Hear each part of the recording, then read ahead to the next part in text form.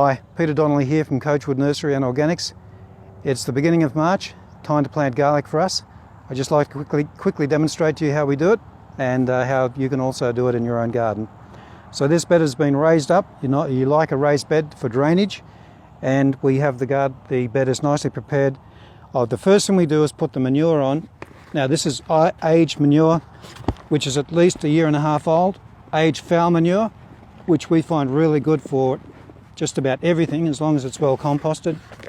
And then we add the crushed rock dust or basalt rock, which gives all of the extra trace elements that you can't get out of the manure. Lightly dig that in with a little fork or rake or anything you've got there that'll do the job, like this. You don't have to bury that, just lightly rake it in.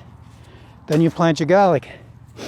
We've collected the biggest corms from the previous year, and they go flat side down, pointed side up, about 5 centimetres deep. You plant them about 30 centimetres apart, just like that. Push them straight through. Because that manure is old and well rotted, it won't burn them. 12 centimetres apart, flat side down, and then the next row will be about just a little bit less, even the same distance apart in the next row. So we'll plant a double row. And that's just the beginning of how to grow garlic.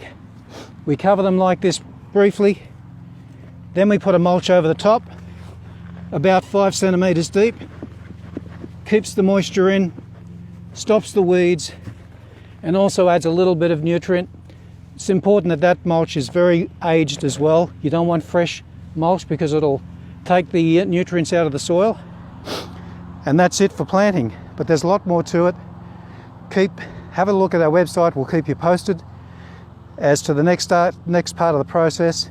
And if you want to come to the nursery and the gardens and learn more about it, you're welcome to come. We'll have garden talks and tours and things like that. So just check the website out for more detail.